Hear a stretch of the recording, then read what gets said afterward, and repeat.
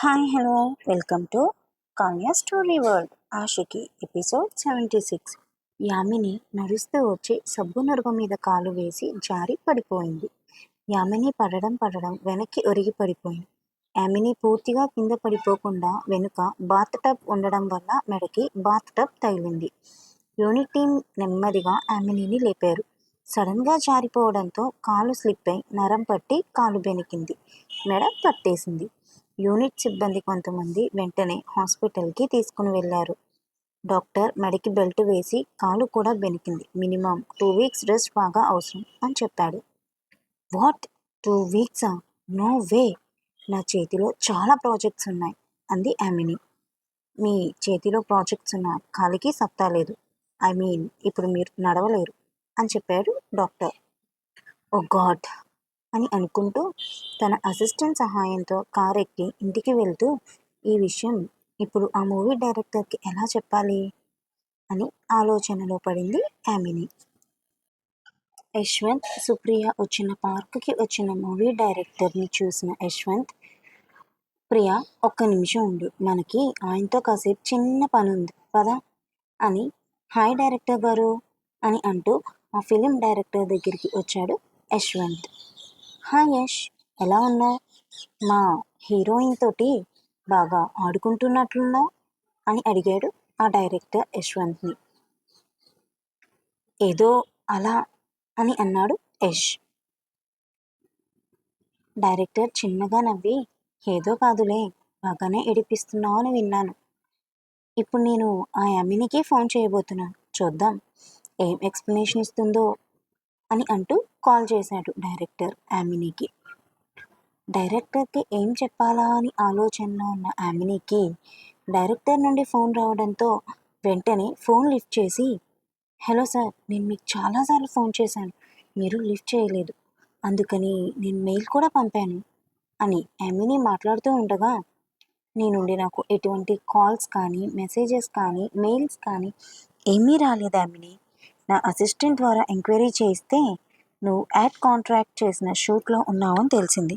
So మీకు ఇప్పుడు అప్పుడే ఈ మూవీ ప్రాజెక్ట్ అవ్వదు అని వేరే హీరోయిన్ని తీసుకున్నాం అని చెప్పాడు ఆ డైరెక్టర్.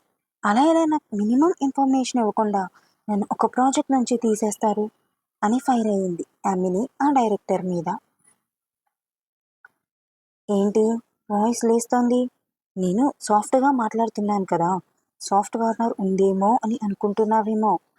మనం ఒక ప్రాజెక్ట్ అనుకున్నప్పుడు ఆ టైంకి మీరు షూట్ లొకేషన్లో ఉండాలి కదా. ఒకవేళ మీరు ఆ లొకేషన్లోకి రాలేకపోతే అట్లీస్ట్ ఇన్ఫర్మేషన్ అయినా ఇవ్వాలి కదా. మీ నుండి ఏ రెస్పాన్స్ లేనప్పుడు మా డెసిషన్స్ మేము తీసుకుంటాం, అవి అడిగే రైట్ నీకు లేవు అని సీరియస్గా మాట్లాడాడు ఆ డైరెక్టర్ యామినితోటి. సారీ అండి, బట్ నేను ఎందుకు రాలేకపోయానో మీకు ఇన్ఫామ్ చేయడానికి కాల్ చేశాను, కానీ మీరు కాల్ లిఫ్ట్ చేయలేదు అని యామిని మాట్లాడుతుంటే, చిన్నపిల్లలు చెప్పినట్టు సాకులు చెప్పొద్దు. ఇప్పుడు కూడా నేను కాల్ చేస్తే చేశాను అని అంటున్నావు. నువ్వెంత బిజీ అయినప్పుడు ఒక అఫీషియల్ మెయిల్ అయినా పంపావా? ఇలాంటి ఇర్రెస్పాన్సిబుల్ పర్సన్ని నమ్మి ప్రాజెక్ట్ని చేయదలుచుకోలేదు నేను అని చెప్పి ఫోన్ పెట్టేశాడు ఆ డైరెక్టర్. యశ్వంత్ నవ్వుతూ, ఇప్పుడు చూడండి, ఆ యామిని మళ్ళీ ఫోన్ చేసి మెయిల్ పంపాను అని చెప్తుంది పాపం అని అంటుండగా యామిని నుండి ఫోన్ వచ్చింది. డైరెక్టర్ నవ్వుతూ ఫోన్ లిఫ్ట్ చేశాడు. నేను మీకు మెయిల్ పంపాను, కాల్స్ చేశాను అంది యామిని. ఎందుకు మళ్ళీ మళ్ళీ అబద్ధాలు చెప్తున్నావు? నీ నుండి నాకు ఎటువంటి కాల్స్ కానీ మెయిల్స్ కానీ రాలేదు. ఒకవేళ నువ్వు అలా ఏమైనా చేసుంటే ప్రూఫ్ చూపించు. అయినా ఈ మూవీలో చేయడం నీకు కుదరకపోయినా వేరే ఏదైనా మూవీ చూస్తానులే, ప్రజెంట్ అయితే వేరే హీరోయిన్తో షూట్ స్టార్ట్ చేసేసాం అని చెప్పి ఫోన్ పెట్టేశాడు ఆ డైరెక్టర్.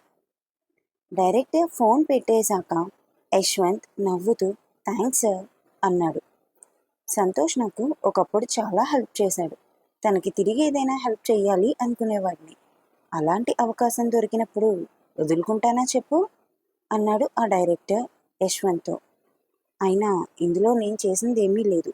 నువ్వు తన పాస్వర్డ్ని తెలుసుకుని mail and phone calls list delete చేసేసావు. సో ఈ క్రెడిట్ నీదే అని చెప్పి కాసేపు వాళ్ళతో మాట్లాడి వెళ్ళిపోయాడు ఆ డైరెక్టర్.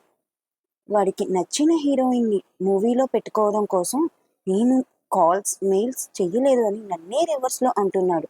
నేను పంపిన కాల్స్ మెయిల్స్ అన్నీ ఇప్పుడే స్క్రీన్ షాట్ తీసి పంపుతాను అని ఫోన్ తీసి చూసేసరికి మెయిల్ అలానే కాల్స్ రెండూ లేకపోయేసరికి ఇదేంటిది, నేను పంపినవేవి కూడా హిస్టరీలో చూపించట్లేదు. నాకు దెబ్బ తగిలింది మెడకి కానీ కాళ్ళకు కాదు కదా అని కళ్ళను నలుపుకుని కంగారుగా ఫోన్ మొత్తం చూస్తూ ఉండగా కార్ ఆగింది. ఇల్లు వచ్చిందని అర్థమైంది. లోపలికి వెళ్ళగానే ఒకసారి మొత్తం చెక్ చేయాలి అని అనుకుంటూ తన అసిస్టెంట్ సహాయంతో లోపలికి వెళ్ళి బెడ్ మీద కూర్చుని ఫోన్ చూస్తూనే ఉంది. ఎక్కడా కూడా తన మెయిల్ పంపినట్టు కాల్ చేసినట్టు లేదు. అంతా కన్ఫ్యూజన్గా గందరగోళంగా ఉంది అని తల మీద చేతులు వేసుకుని ఆలోచనలో పడింది యామిని. అప్పుడే లోపలికి వచ్చిన మిత్ర యామినిని చూసి, ఆ దెబ్బలేంటి డార్లింగ్, ఏమైంది అడిగాడు మిత్ర యామినిని. జరిగినది చెప్పి, నేను పంపిన మెయిల్స్ అండ్ నా ఫోన్స్లో ఫోన్ కాల్స్ డేటా రెండూ లేవు, కాల్ షీట్స్ కూడా కనిపించట్లేదు అని దిగులుగా అంటూ, ఒకవేళ ఆ డైరెక్టర్ కానీ ప్రొడ్యూసర్ కానీ కావాలని నిన్ను ప్రాజెక్ట్ నుండి తప్పించడానికి నేను పంపినవి నా నెంబర్ నుండి వాళ్ళే డిలీట్ చేసి ఉంటారేమో అంది అనుమానంగా యామిని మిత్రతోటి. అలా జరగాలంటే ఒకటి, నీ మొబైల్ హ్యాక్ చేయడం లాంటిది జరగాలి. రెండోది, నీ కాల్ లిస్ట్ డిలీట్ చేయడానికి నీ ఫోన్ పాస్వర్డ్ తెలిసి ఉండాలి. లేదంటే నీ కాల్ షీట్ ఎవరైనా తీసేసి ఉండాలి. నీ ఫోన్ హ్యాక్ అవ్వదు. ఇక నీ పాస్వర్డ్ నీ చుట్టూ ఉన్న వాళ్ళెవ్వరికీ తెలుసుకునే అవసరం లేదు. కాల్ షీట్ కూడా ఎవరూ తీసే అవకాశం లేదు. ఆ 3 కారణాలు కాదు అని నువ్వే చెప్పేశావు అని మర్చిపోయినట్టున్నావు. నిన్న నైట్ కూడా నేను డైరెక్టర్కి ఫోన్ చేయమంటే ఓకే అని అంటూ పడుకుని పోయావు అన్నాడు మిత్ర. నువ్వు కూడా అలా అంటావేంటి అని యామిని అరుస్తుండగా, just relax darling, already neck పెయిన్గా ఉంది, ఇంకా స్ట్రెయిన్ అవ్వకు. ఆ డైరెక్టర్ వేరే ప్రాజెక్ట్లో పెడతా అన్నాడు కదా, అతనితో కాంటాక్ట్లో ఉండు. సంతోష్ దగ్గర నుండి అయితే రెమ్యూనరేషన్ గట్టిగానే వస్తుంది మనకి అంటూ ఫ్రెష్ అవ్వడానికి వెళ్ళిపోయాడు మిత్ర. ఈ మిత్రకి నా బాధతో సంబంధం ఉండదు. ప్రాజెక్ట్ మిస్ అయిందని ఎంత బాధపడుతున్నానో అనేది పట్టించుకోకుండా నేను సంపాదిస్తున్న దాని మీదే దృష్టి ఎక్కువ. ఈ మనిషికి నా బాధ ఎప్పుడు అర్థమవుతుందో అని అనుకుంటూ అలసటతో నిద్రలోకి జారుకుంది యామిని. సుప్రియ యష్తో ఆ రోజు యామిని వెనుక గాగుల్స్ పెట్టుకుని ఫోర్స్ కొడుతూ ఫొటోస్ దిగింది దాని మెయిల్ అండ్ మొబైల్ పాస్వర్డ్ చూడ్డానికా అడిగింది సుప్రియ యశ్వంత్ని. అవును, కానీ నువ్వు ఏం డిసైడ్ అయ్యావు అడిగాడు యశ్వంత్. మీ డాడ్ ఒప్పుకునే వరకు వెయిట్ చేద్దాం. ఈలోపు నేను మా వాళ్ళని ఒప్పిస్తాను. ఇద్దరి పేరెంట్స్ ఎంతకీ ఒప్పుకోకపోతే అప్పుడు మనం పెళ్లి చేసుకుందాం, సరేనా అంది సుప్రియ యశ్వంత్ తోటి. కీర్తిని అడిగి కనుక్కున్నావా అడిగాడు యష్. అవును అన్నట్టు తలూపింది సుప్రియ.